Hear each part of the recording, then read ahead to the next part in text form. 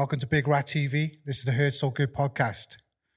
Today's guest really needs no introduction if you're from my hometown, Barry. Someone who I've had the pleasure of working for and painted graffiti on some of his rides over Barry Island. Ladies and gentlemen, Fun Fair owner, Mr. Henry DANTER. Hello, Mr. DANTER. Hello to you. Thank you for coming on to the podcast today. Well, it's my pleasure. Lovely to see you. Yeah, same here. So, let's take you right back to the beginning then. So, where did it all start? Well, if you want to know about the road to Barry Island, it's taken some nearly 80 years to get here.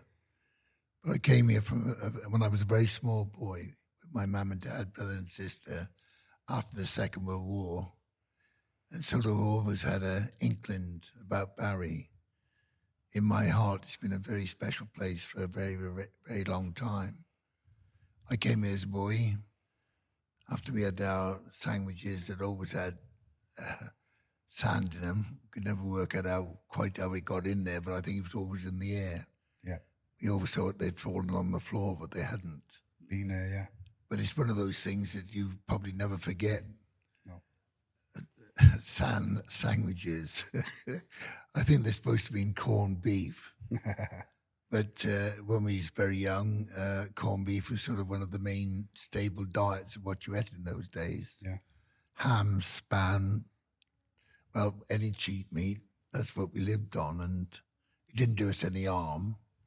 But Barry sort of grew on me over the years, came here 3 times a year, and it was always the highlight of the year to come to Barry, and always enjoyed it, and regardless if it rained or whatever happened, it was always a day to remember. And sort of as I started on the fun fair, my father didn't. My grandfather was a dentist in Bryn Mawr, but my father decided when he was 13 to leave home and join the fair. So is that where you're from originally, Bryn Mawr? Bryn Mawr, that's where he was from, yeah, that was the family. My grandfather had practiced there for many years in Worcester Street, but he was a war hero. He fought in the First World War. And from his injuries, signed up to fight in the Second World War. He was on Brecon Beacons. He had a few little health issues. They sent him to the Army office. He was a flight lieutenant in the First World War, and he was promoted in the Second World War. But on his train in the Brecon Beacons, he had health issues with pain in his side. Anyway, they sent him to Reading Army Hospital, and they thought it was going to be just a light operation, that he had a big piece of shrapnel in him. When they pulled it out, he just died really on the operating table. So that was very sad for him. But my father was one of 7 children. He was the only one that took to the fairground. But he turned out to be a very good showman. The bright lights, when he joined the fair, there were steam engines. For the diesel engines, there was all traction engines. But while he was a very young man at 13 when he joined, and sort of shortly afterwards, then the diesel petrol engine came out, and he learned to drive. But he was a stoker on the traction engine when he was a 13-year-old boy, and he just had an inkling for it, and it really went on from there. I'm one of 8 children. Yeah. Sadly, 2 died, so we got 6 left. I'm the one that sort of took to the other businesses. I went to work when I was about 13 or 14 in a building site to start with, then an engineering works. Then as I sort of got a little older, I went to work in a chicken farm. And I can remember the pay because it was quite good at the time. It was 3 and 6 an hour. Okay. Time and a half after Saturday and double time Sunday. I tried to work every Sunday I could. The manager there, Brian Knapp, I think his name was, I got on with very well, and I think on the fairground I was only earning about £2 a week. And then I went to work at Sun Valley, I was on £10 a week. And then he offered me a manager's job, which was £15 a week. Well, I sort of finished with the fairground at that time and concentrated on working in a chicken farm. The pay was terrific, really, for me anyway, at that time. But my good fortune and good luck was that I met a lot of interesting people, Yeah. and a lot of them liked me, and they guided me on the right road to success. So it went from strength to strength, really. Everybody I sort of met and got involved with, they wanted to help me, and they'd done a lot for me. And as I progressed, there was more and more people would come and work for me, help me, advise me. Yeah. And I turned out that I had a lot of friends very, very quickly, but friends guided me to a fortune, really. I listened to them and worked with them and socialized with them. Yeah. So I had a lot of fun in my early days, and I'm still having, well, I suppose in a way, many people say to me, why don't you retire? Well, I've never really started work yet because it's been so enjoyable. The life I've led, I'm not saying there's been those bad days, because in everybody's life, regardless who you are, Yeah. you can have the bad days, but certainly I can't think of any right now. So whatever it was, I overcome it, and we went from strength to strength. We sort of started in a place called Simonjat. I started there as a tenant with a little roundabout. Then it went into an arcade. Then it went into a big roundabout. Then it went into river cruises, hotel, pubs. It was quite a big complex. It was owned by many people. Yeah. But eventually, every year, sort of, I took something else over there. And it was just great. And where they say they had, 10,000 visitors. Before we were done, we had 100,000 visitors. It just built up and it got stronger and stronger. And the stronger it got, the better off I became. And it gave me a position where I could help other people then, where I was helped when I started. Some years later, I had a pub in Ross and White called the Barrel Inn. Very, very fond memories of it. As I said, I didn't start with any money. I started sort of working and doing various jobs for various people. But I could always go back. And those people made me what I am today, really. So I'm grateful for the people in Ross and Wye and Simonjat that helped me to put me into Barry Island, because I wouldn't have been here without them. But I also sort of worked hard and I was always honest. So those two things was a combination that gave me a very good start for where I am today. Anyway, we moved on from Simonjat. We got the river cruises there, the Paddocks Hotel, the Dowd Hotel, the Riverside Inn, the gift shops, the amusement park, the caravan park, tent and camping site, and the river cruises, which meant a lot to me. Most people had come there on coaches to go on the river cruises or the restaurant, and I had the job of importuning the people from the coaches onto the river. I had great fun doing it, and people loved the story I told them. Yeah. And to me, there'll always be a special place in my heart for Simonjat. I spent many years of my life there creating the empire which we created today. And from there, the success there, we couldn't really expand any more there. I bought some garages. It just didn't finish with that. We bought the Simonjat Services, the Valdasso, the Pencraig, and other garages on that stretch of road. By buying the garages, we went into a lot of car sales, lorry sales, export. So it just went on, really. It's quite a success story.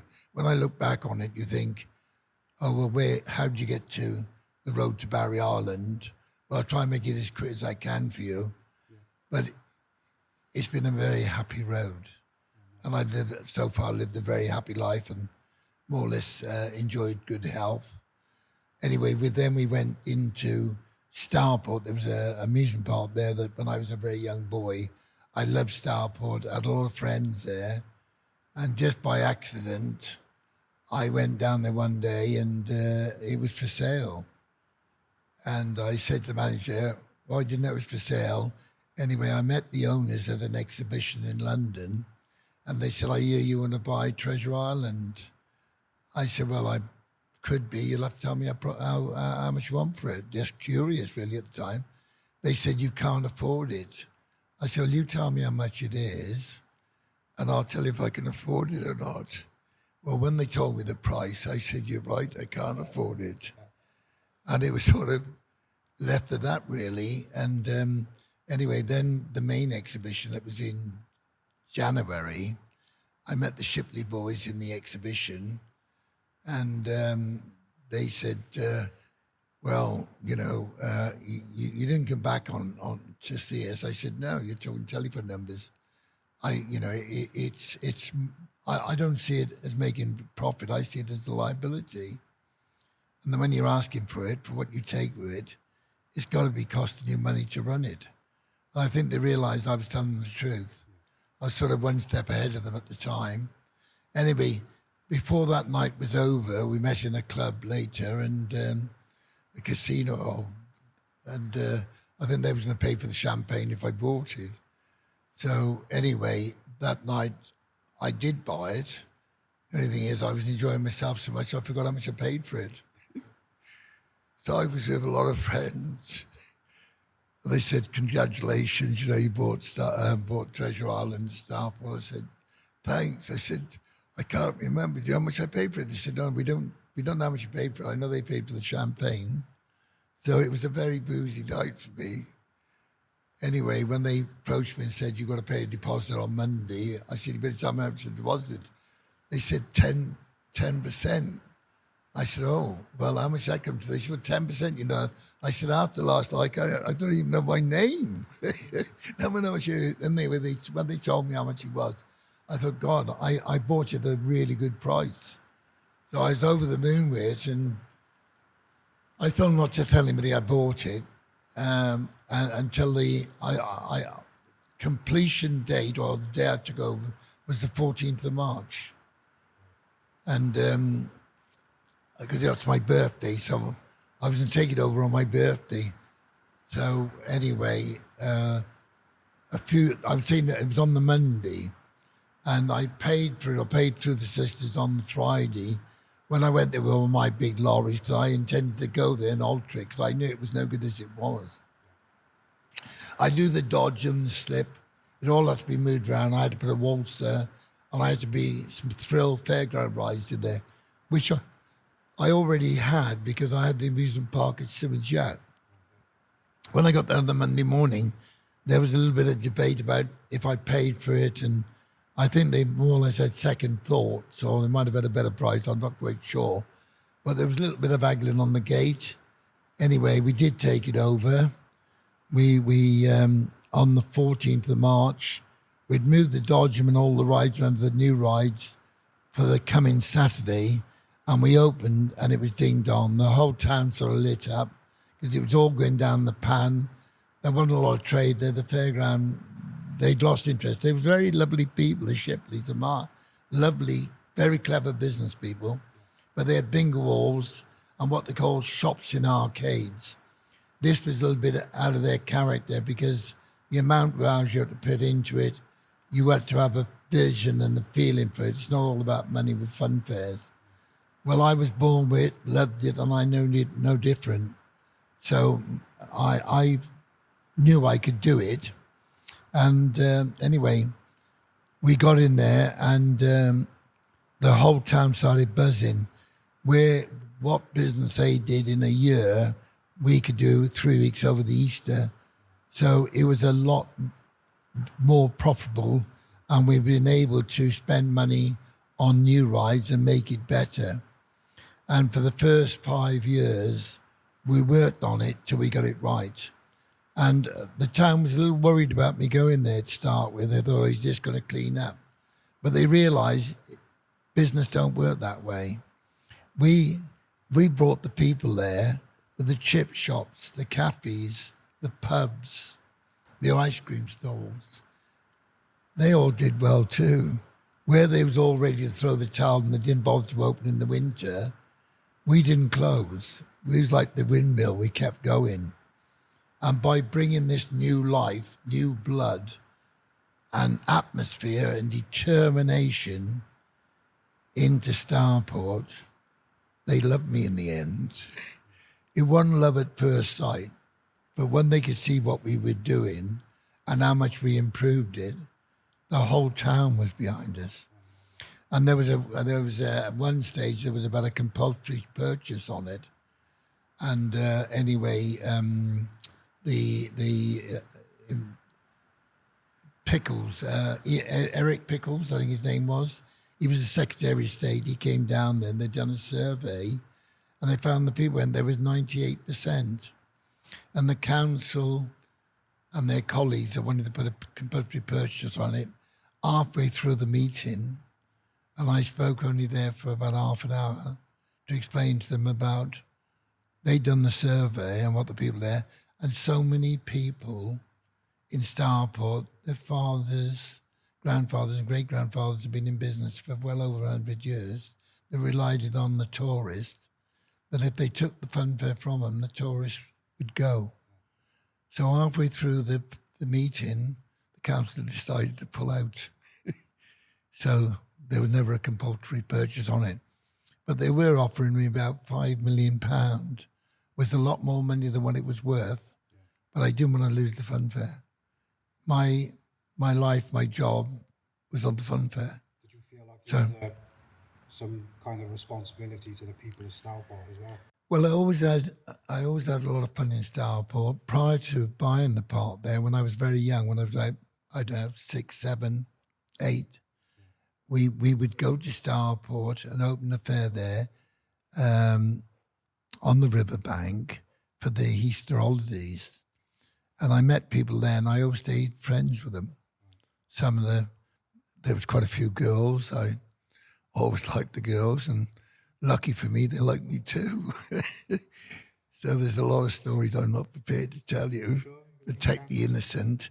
But it was something, so I think, though I enjoyed it myself, I enjoyed what was going on there, not only just for the people in business there, but the visitors that would come and enjoy it. And I got to know a lot of these people over the years I've been in Stourport, and a lot of them are my friends, my very good friends. And it's unbelievable how much they've tried to help me, and they have. So we was in a position then when Barry came up and it was run down, it was an eyesore, it was a derelict. I felt the same way about Barry Island. I came here because Eric Pickles and the planning officers, they wanted to build all the houses on the site. And I got involved with it, and they said, come down and have a look. And I met Rob Thomas and Ian Robinson and many other planning officers, and they came up to Simonjat, where my caravan parks are and my hotels and funfair and boats on the river. And then they went to Stourport. They had a few days, some time there, and they said, yeah, we want you in Barry. So I came down to Barry, and it was derelict. It was on the floor. It was a mess. It was an eyesore. And I said, I think I could do it. My daughter Kimberly said, Dad, I think you're going to bite more. You can bite off more than you could chew on this one. I think we ought to leave it. By the time she said this to me, I'd fallen in love with it, and I knew I had to try doing it. Even if it killed me, I was still going to do it. Anyway, it was quite a lot of money, but I was quite wealthy when I came here. I'm not wealthy no more, but I did have a lot of cash before I came to Barry Island. The money, I didn't know what to do with it. Now I can't find enough, because where we were was only millions. Barry needed 20 million. Well, we never had that sort of money, but we had enough money to buy it, and then we had to refurbish it. Of course, we had lots of troubles when we first bought it. It was derelict. It was sabotaged. It had a lot of hate put into it because the previous owners, they went bankrupt. So they just hated the place they blamed the place, not themselves, for the situation they was in. Yeah. Well, you can't blame bricks and mortar, really. It's how you conduct it and what you do to it. So there was a little bit of bad blood there, because we went and started work straight away, and we had bulldozers and tractors and 360s to try and start to make it look a bit more presentable. Although we've done a terrific amount, I'm into 12 million here at Barry Island at the moment, but it still needs more spent on it, which I'm trying to create now. So you spent 12 million on it since you've been there? Since I've been there, yeah. 12 million, that was, we bought Stardust, which is Cozy Corner. And another success story about Cozy Corner, when I bought it, there was an old engine that used to generate the power there. And over the last few years I've had it, we persevered with it, and we got it running, which is a wonderful achievement to me. Yeah. That engine's over 100 years old. It's based on a steam engine converted to diesel, but it hadn't been used for 60 years. And my friends and my colleagues, my family and myself, we persevered with it, and now it is running. You must come down and see it. It's one of the wonders of the world. I would say, if it's not the happiest day of my life to see that machine working, because it was seized. It took us about 12 months to get it going. It's one of the happiest days of my life to just see that thing is pop, pop, pop. Goes around, it drives 1,000 amp, which is a big power unit. Very strong unit. I think the flywheel weighs about 20 ton or 25 ton. So this engine is actually powering the island now? No. It used to. 70 years ago. It hadn't been used for 70 years. But we worked on it. We had a specialist from Gloucester, and he worked on that engine, and it sounds so sweet. It's actually running now, but it's only just running. We got it running, but there were some bearings seized in it. We had to strip it down, which took us 6 months. We've just put it back together, and it's running at the moment. It's on trial, and the guys come in tomorrow, Thursday, to just do the final checks on it, and then we're going to use it for running the power back on the island, only on a temporary basis, and on a changeover switch. And then my ambition's always been to have a museum. And over my lifetime, I've always managed to buy an old car here, an old car there, motorbike, bike, fruit machine, jukebox. I've got all the things for a museum. And that's my next stage when I get this right. Well, I've got 2 more jobs I've got to do. I feel one is the museum, and the other one is the holiday park, an happy holiday park. Ever since I've been in Barry Island, I came here because I knew Sir Billy Butlin. I was friends with Sir Billy Butlin. I was on the fairground with Sir Billy Butlin. And every year in January at the exhibition in Alexander Palace, the last night was a Thursday night, and we'd go to the Grosvenor House, to the Great Room, and have a fantastic party. Most of the stars at the time that was involved with the show business was always there. It was the greatest evening you could ever experience. The music, the bands, the singers, the stars would always be in the Great Room at Grosvenor House. To anybody that's been to the Grosvenor House, to the Great Room, they know what I'm talking about. That was a sort of memory when you've been there would last you a lifetime. You'll treasure the memories from the Great Room, the Grosvenor House, and the people we went to. And I've always been passionate and still am to a drink. But the drink, the champagne, whiskey and brandy, whatever you want to drink, was always on the table. Well, what was better than the drink was the company. You had to drink it in. And those treasure moments of my life I shall always remember. And Billy Butlin one year was on my table. So that's special to me. But when I bought the park, I knew we had to get that atmosphere back. Because when I used to come to Barry Island, Butlin's was there, it was something very, very special. It created to the whole of Wales. Not just to Barry Island, but the whole of Wales benefited. This was his most successful park. The only problem that he had with this one, it had the big fun fair, Pat Collins' fun fair. And you bring all the people from the camp to the fairground, and then Sir Billy Butlin wouldn't make any money out of it. So it made him difficult to still charge £10 a head. That was the holiday price he paid for a holiday at Butlins. To be able to do that and not to have the spin-off, he didn't make that much, but it was the most busiest park he had. So in the end, his health, he went to live in the Isle of Wight and he wasn't health-wise doing so well, and it sort of took over from him. SBS Salvage, South Wales' #1 vehicle dismantler and car part specialist, serving customers throughout the region for the past 10 years. You are sure to receive the very best price for your scrap or salvage vehicles. Just check out our websites, Scrap Car Cardiff or even sbssalvage.com to get an instant online quote. We buy all cars, vans, etc. Should you need any part for your car or van, don't hesitate to call us, and our dedicated parts department will definitely be on hand to assist you. We also offer the very best prices for copper, brass, lead, aluminium and all other types of metals.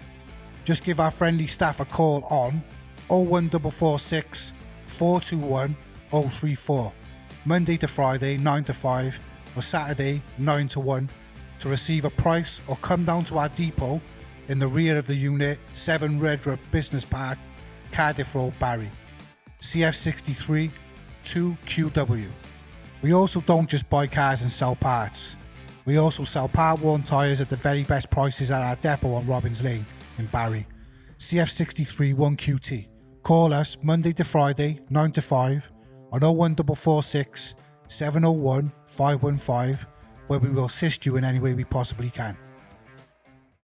But when I came along, I thought, could we not get those golden moments, those golden days of Barry Island and Wales, where they give so much fun to so many people, so many memories was created over the years. Butlins Holiday Camp went on. And I've always said since I had it, I want to have Butlins site back. They did decide to sell it to me at one stage, but then something went wrong.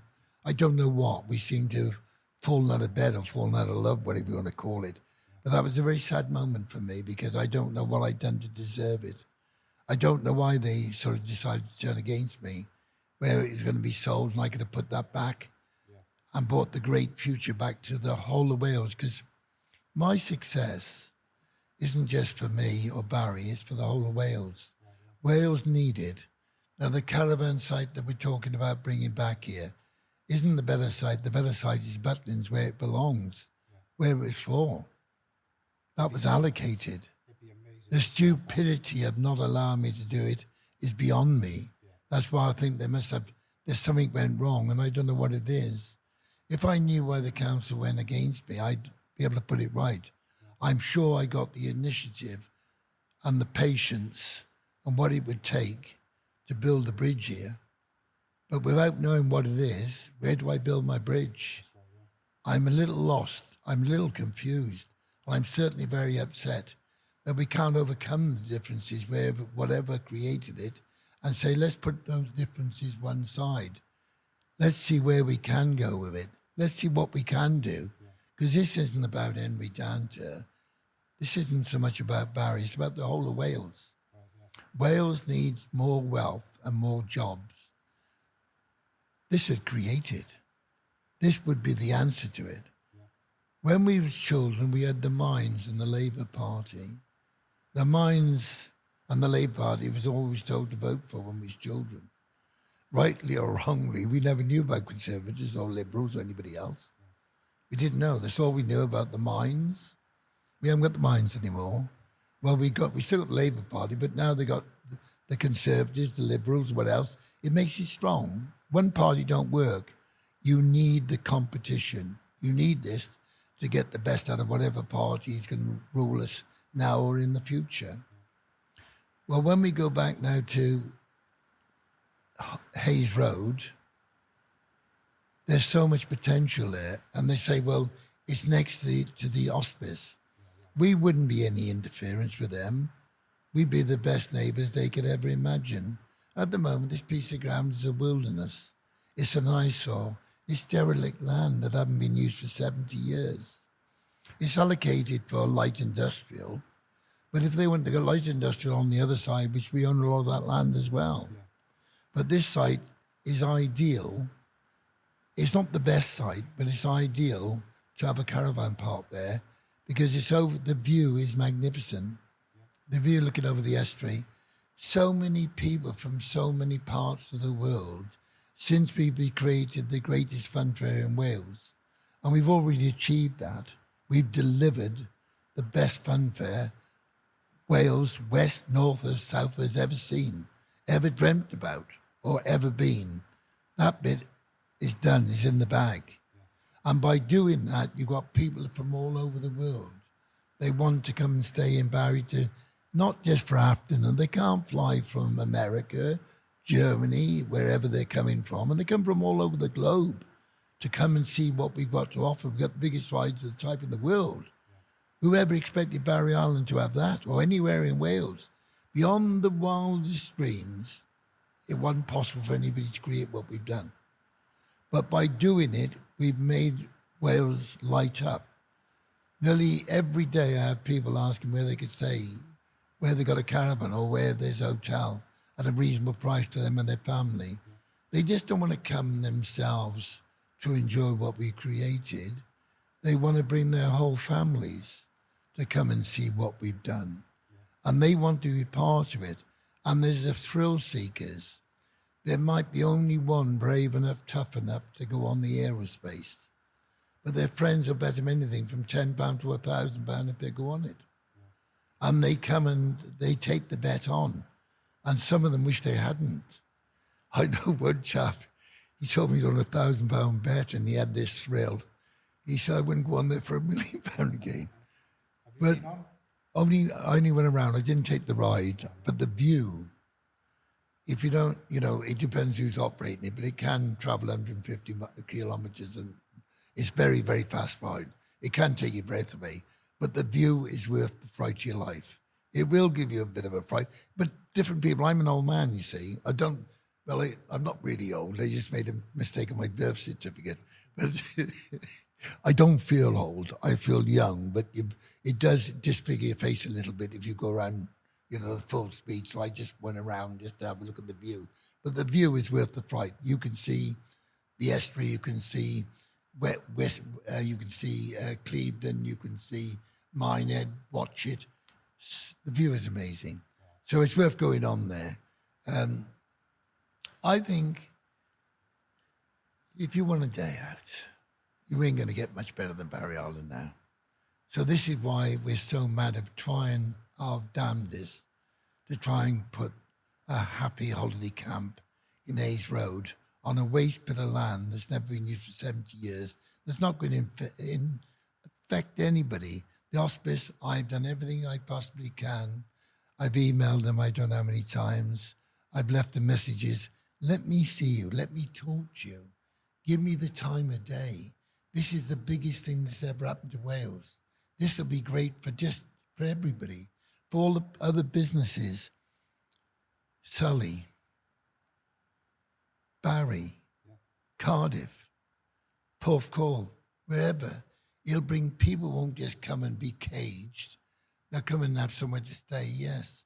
But they'll go and help Cardiff, Newport, all parts of Wales would benefit, the valleys, Merthyr. They've heard about these places, never been to see them. This is where they can come on they get a special price if they take the amusement park in. They don't pay the normal price, they get discount. Yeah. That's what encourages to come here. We got the call bird. We got what it takes to make it successful. But they've sort of put a block on us. They stopped us. By stopping us, you're stopping all the Wales. And I don't think you ought to do that. I think Wales deserves something much better than what we got at the moment. So to vote for us, let's say thumbs up all round, give us a go, see what we can do. Instead of giving us a permanent license or planning permission, give us a 2-year license. See where we go with that. See what happens. After 2 years, the license runs out, and then we'll have to use it for industrial use. But I think before we go down that road and make it an industrial site, we ought to make it a happy holiday park. So obviously, being involved with the fun fairs and stuff like that. Can you tell us anything about like the stuff that used to go on in like the old days, like the old boxing booths and stuff like that? Well, I had the fun fairs, funny enough. I think it was something to do with the church at the time. Yeah. But on a Saturday was sort of your busiest day. I think everybody was sort of in the pubs, and when they came out, they come down the fun fair. The boxing booth, everybody was in that sort of a mood. There was the boxing booth, the dancing shows, the freak shows. But every fair always had a circus of some sort.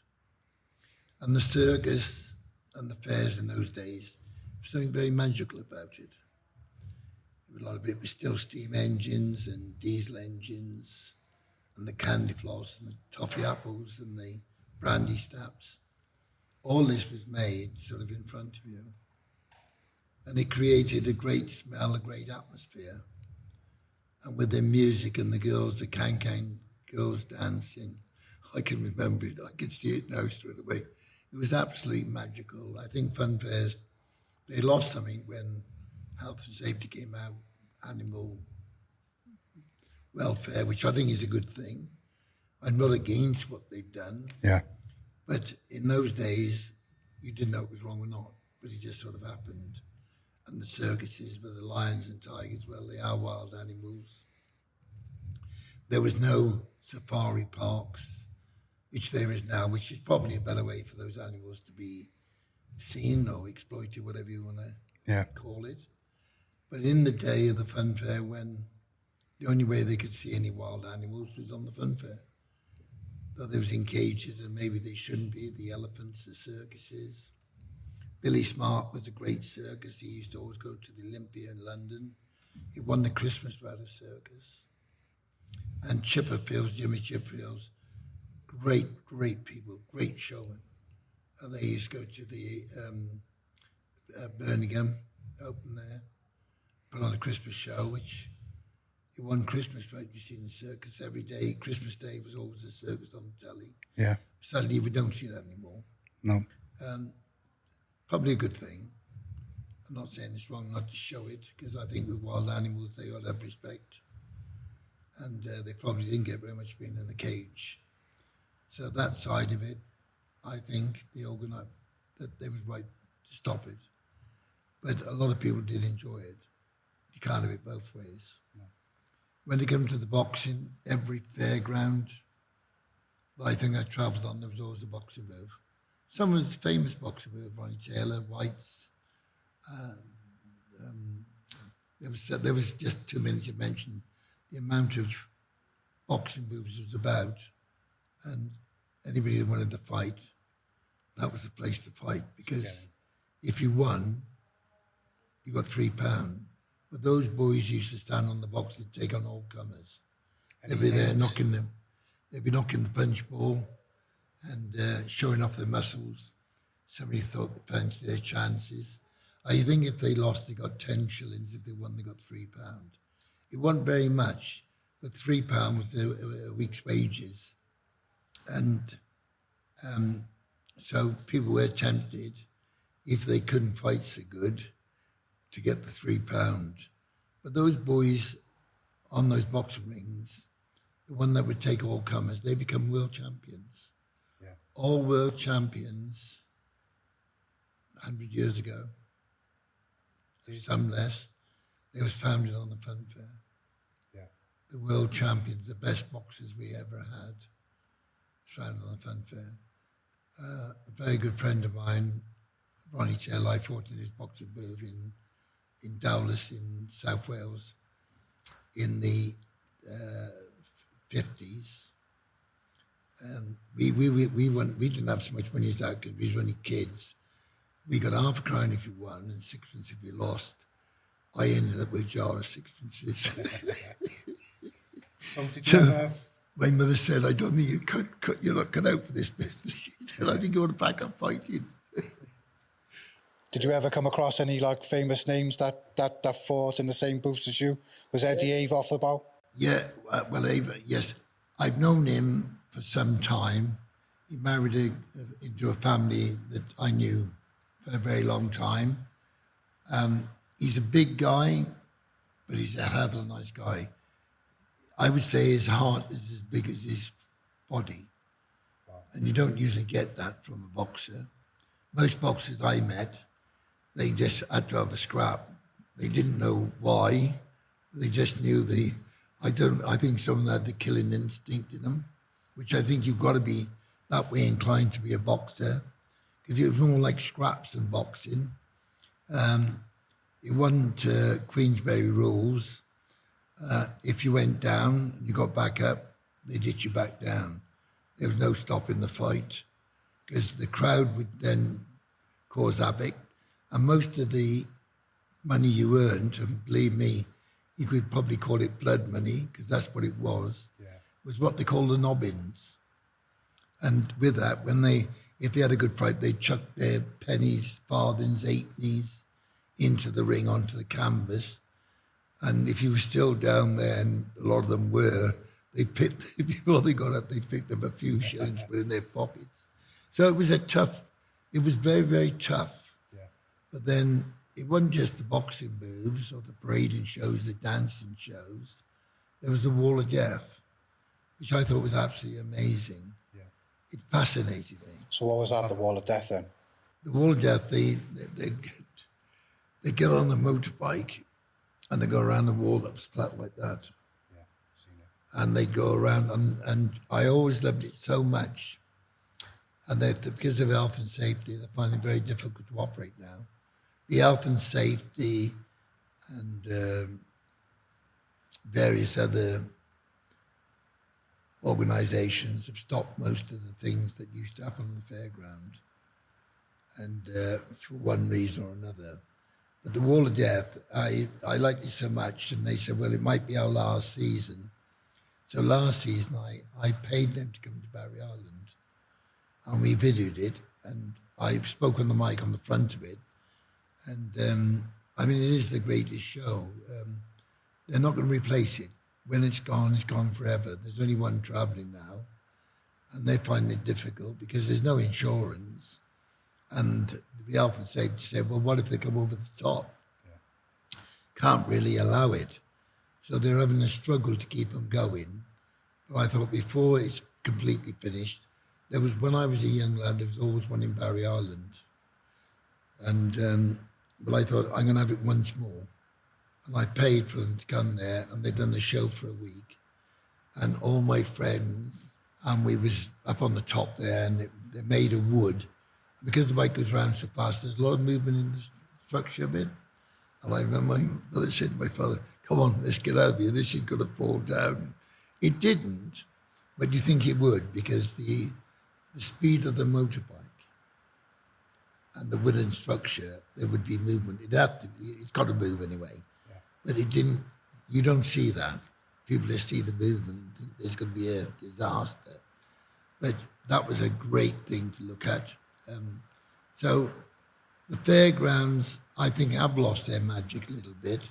Well, they used to always say, let's go and see the shows. It wasn't the fun fair, it was the shows. The shows are mostly got. That's what we used to call it when I was a kid. Let's go to the shows. Yeah. Let's go over the shows. And it was the shows and the market stalls, the people pitching the gear. They called it pitching the gear. That was, I think, the most famous man of all was Harry Cross. He was from Manchester. And when I was a very young lad, I'd go and watch him for hours and hours. And my mother would say to my brother, my father, where's Henry? Oh, he's watching that man pitching that gear. Harry Cross, his name was. And as I grew up, I always tried to be like him, I suppose, in a way. You know, we're all trying to copy somebody. Yeah. He was my hero, he was my star.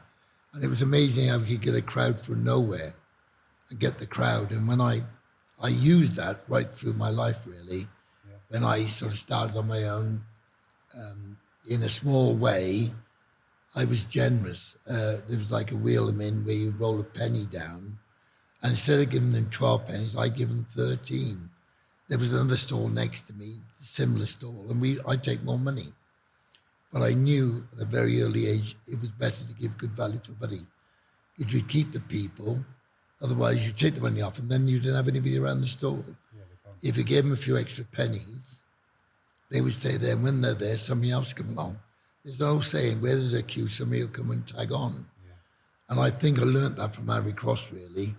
And there's another man that's very clever in Wales here, Phil, that does the markets here. There's Phil, I can't think of his last name now. Phil, very famous man here. He's got the same sort of gift. I think it's called, well, it is definitely a gift. Showmanship. Well, it's all down to showmanship. At the end of it, Phil Manders. Phil Manders. Do you know him? No. You don't know? No. Well, he's a great man. To see him perform, because he's a showman. Yeah. Not everybody that's involved with fairground workers, there is quite a lot of them showmen. And the showmen, I would say, like Billy Stark, Billy Stevens, there's many. My father was a showman. I've been fortunate to have the gift to do it myself. Because you love doing what you're doing. And to be a showman, you've got to earn a living by doing what you do. Yeah. And I think that's where we get our name, the showman. It's something that you want to do it. You're not there strictly for the money. You've got a gift and you want to share it.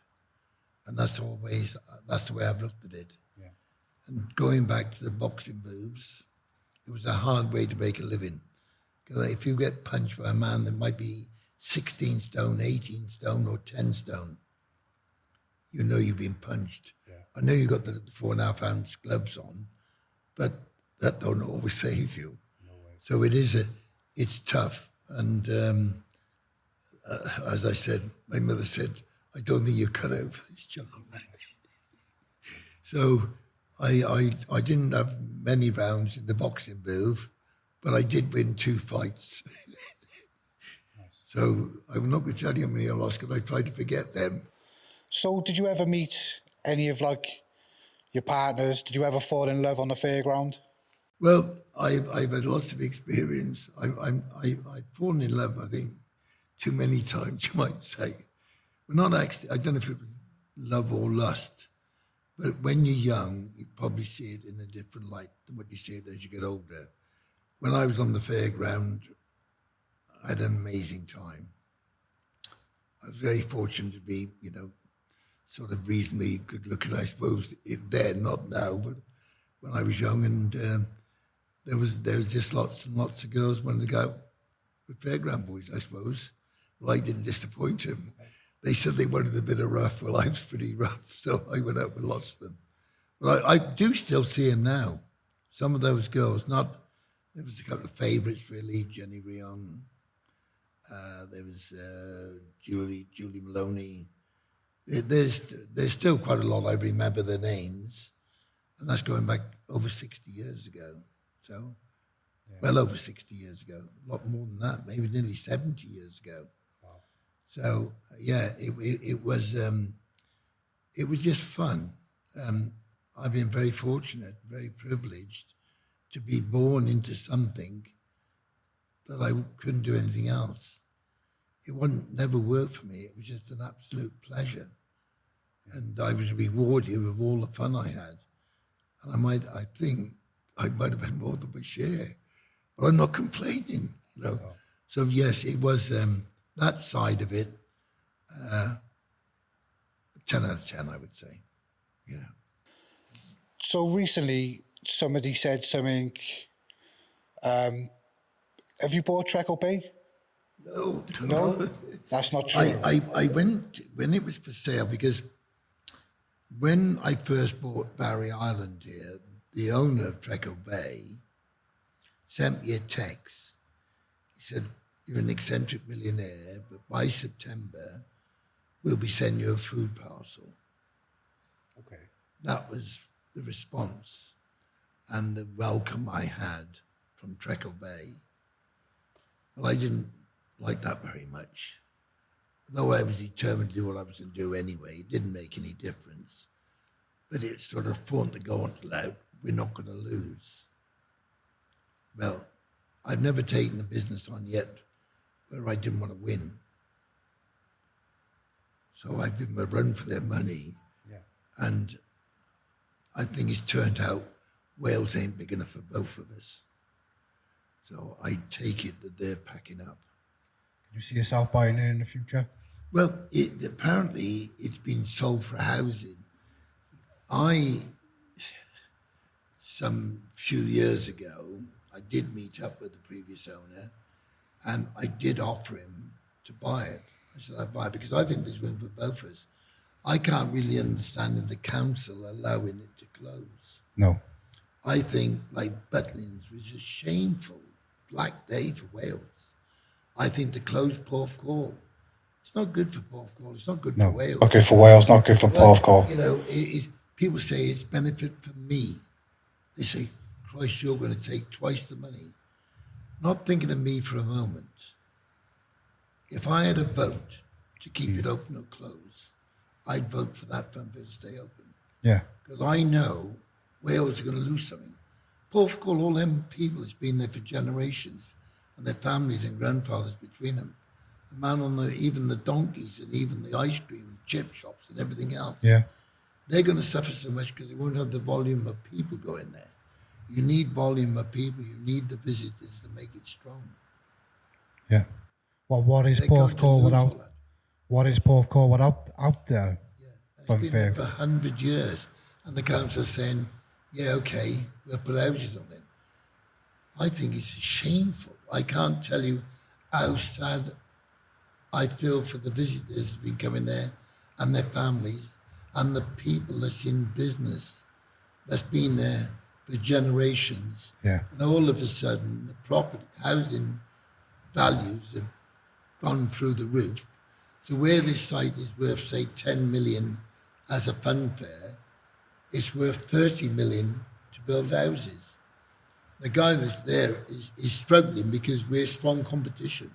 Right, yeah. If you was in a pub and I had a pub next door, you wouldn't want to be next to me because I know no different but to do my best, you know. Yeah. I want to make it good. I want to give the people value for money. But I enjoy doing it. It's my hobby. It's just not my business. And with a lot of people, they do it because they have to do it to feed the family, to feed the children. They haven't got the quite outlook on it as I have. My first love and greatest love is really the business. And no matter what they can take off you, they can take lots of things off you as you get old, but they can't take your love and your passion off you. And I've got that. Yeah. So that will stay there ever, regardless of the money. I'll never lose it. It's in my heart. And people I deal with, they know that. They can sense it. I can sense it 100% from you. Yeah. It's like, what don't these people get? It's like, I'm sure that you could retire today, set off Paradise Island, live the rest of your days out, you know, but you're still, you know, like when I've come over and done work for you on the fun fair, Yes. I can see how much you love the fun fair, how much you want to put back in. And it's like when you were saying about, you know, buying the old cars, doing the old engine up. It's like, let me get my hands on it. Yeah. I'm going to refurbish it and give it back to the people. And I think that's where your kind of passion lies. So I think with that kind of individual, if the general public and the local communities ain't getting behind somebody like that with the resources, it's just lose-lose. It's like, that's what I don't understand. And like, I'll always vouch for you and what you've done on the island. You know me. You've been there. You work with me. Yeah. You know what's going on. Yeah. And you can see it. You can sense it. You can feel it. That's amazing because once you've got that, then you've got a true judgment over it. A lot of people have never even met me, never seen me. As soon as you say fun fair, straight away, no. Yeah. But that's unfair. It's uncalled for. It's unnecessary.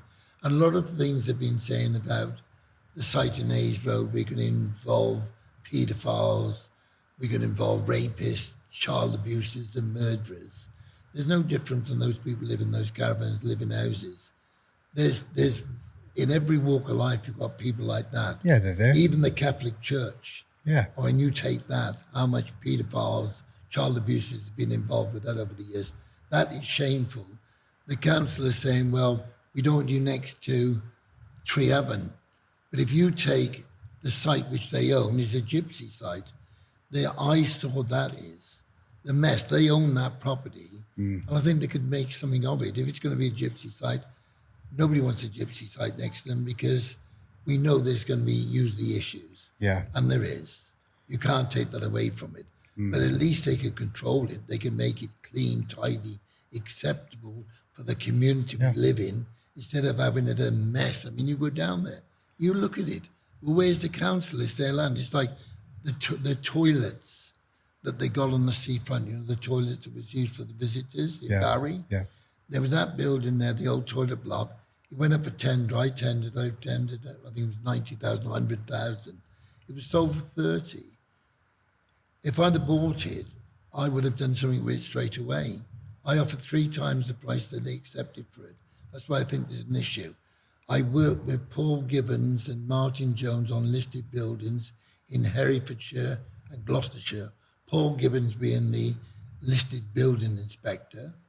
And the only comments we ever had from him, this is some of the best work I've ever seen.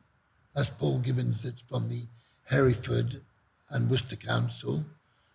Martin Jones was the head planning officer, Martin Jones in Hereford Council. He was the top man there, and they visited many buildings I bought. So I know about underpinning. That toilet block in Barry is an eyesore, it's derelict. But who owns a listed building responsible to keep it in good repair? Yeah. That didn't happen with the council in Barry. They let it fall down in wreck and ruin. The people that bought it for a third what I would have paid for it have left it. It's still the eyesore. Yeah. And the council now have been and spent all this money putting a board around The hoardings and stuff. And you've helped a little bit by doing a little bit of your spraying job on it. Yeah, well, we did that for free. We didn't want any money for it. Yeah, you didn't want any money for it. But if they'd have sold it to me, it would have been up and running and the visitors would have enjoyed Well, it. I spoke to you that day we did the mural on there, and I said, why don't you buy it? You said, I will. Yeah. I'll buy it straight away. I will still buy it now. I buy it a lot more money than what they paid for it. I'll treble it. Whatever it cost, I'll treble it what they paid for it. And I will get work on it straight away. I've got the knowledge and the know-how and the experience to make that picturesque. And where it is an eyesore and a derelict building, I'll make it a credit to Wales. Yeah. And I'll do exactly the same with Hayes Road. Where Hayes Road, nobody can walk through it, they couldn't even see it. I'll put the palm trees on it. I'll have to make it extra special to get the people to go and stay there. Yeah. What these people don't understand, you just don't wave a wand and it happens just like that. No. You've got to make it happen. Yeah. And to make it happen, you've got to have a great deal of thought. You've got to have a great deal of knowledge and money and foresight to carry that out. At the moment, it's just a dream and a passion. I want to do it. But I know Wales would be a better place with it than without it. And Wales need it badly. And these people, I can't understand it. When I bought it, I said, I want to put it in a happy holiday park. And I had all this negative response. I thought, what's wrong with these people? How could they say and do this? This is one of the wonders of Wales. This is opportunity they can't afford to miss. And the council went on their side. I thought, they must have some sort of really dislike me. I think they don't like one, because we've had dealings with the council here, and to be honest, I just don't think they like people getting on. They don't mind you going so far, but then when you try and, they don't like one individual having too much. That's what I get from them anyway. Well, my dear friend, I can honestly say to you, we want more millionaires in Wales. The more rich people, the better place it'll be for the rest of us to live. Where there's money, money will go. If you're going to be selfish, and I know this happens, we're not a commons country. Sadly, people still think like everybody should be the same. That will never work in this country. No. We don't need it. We can make it fair by many, many ways. Everybody got to go an opportunity. But it's people that's rich and give those opportunities more than if everybody's poor. If everybody didn't have anything, that don't work. If there's rich people, people are gain from it. And whenever I go anywhere, we make people rich. you don't keep it all. No man's an island. The more money I make, the more money I got to spend on the place. Yeah. There's more people we're helping. Success breeds success. And if people can see it that way, and if they don't see it that way, they can come and talk to me and I'll explain to them in detail. I haven't got time to tell you about it today. Yeah. But success is the way forward. And to take a derelict building place like Hayes Road, where that site is, derelict, and make it picturesque, and they don't want to see it. I find that hard to understand. I can't come to terms with it. I think you've got to do more. If you've seen the amount of letters and goodwill and presents I get daily to wish me luck, whiskey, I tell you, I could be an alcoholic. I would never have to buy any. I could live for the next 10 years on what the gifts I've had. And if you see the cards from children that use that fun fair from the hospice. I think I saw some kids give you a card and a bar of chocolate before. I'm sure I did. Yeah, but that was last year. We've done it this year. I've had whiskey, wine, white wine. I don't drink white wine, so if you could drink any white wine, I got plenty of it. I give no white wine because I drink red. I do love a drink. But if you've seen the box of chocolates, even cakes, all sorts of things I've had from people that come and enjoyed themselves on a fun fair. And if they was to see that, the people against it would come and talk to me and say, hey, what's all this about, you know? Yeah. You're trying to stop something that could be one of the greatest things that ever happened to Wales. Mm-hmm. Why aren't you ringing me? I've offered you the hand of friendship. I've asked you to say, come and see me anytime, or I'll come and see you, or have an open meeting about it, because what you're saying, why you're against it, is not true. Are you afraid to listen to the truth? Is the truth too strong for you to understand and accept? Because that's all I know, is to tell you the truth. And I tell you, that site there would be picturesque for all the Wales to enjoy, and people on England. When you give people in England a day out they remember, not only will they come back, they'll bring their families back. Right. And everybody that comes into Wales from England or Ireland or Scotland, wherever it is, will bring money here. Yeah. And without money, you're not successful. It's the visitors that'll make Wales strong and replace the minds of what we lost can come back. And I'm here to achieve that. And I got the formula, knowing how to do it. Yeah. That's all I need, is your help to achieve what I dream about. Anyway, I'm going to leave you on that note. I hope you understand what I've been saying, but you're more than welcome to ring me, come and see me. If you need any more details, please just call in and say hello. And I'm in the paint place at the moment with another friend of mine, a chap that's been very good to us and done a lot of this spray painting on various parts of the fair. And people love it. They want to come and see it. So we're going to take all this on board. It's just not a fun fair. It's an experience to come to Barry Island. If you just see the artwork from a local, well, they have been called many names, but I think they're master sprayers and painters. What they can achieve with a tin of spray is absolutely amazing. If you come to Barry Island, I'll be able to show it to you. You'll be able to see it for yourself. But it's well and truly worth the trip to come to Barry Island. Thank you. Cheers, Henry. Thanks for coming on.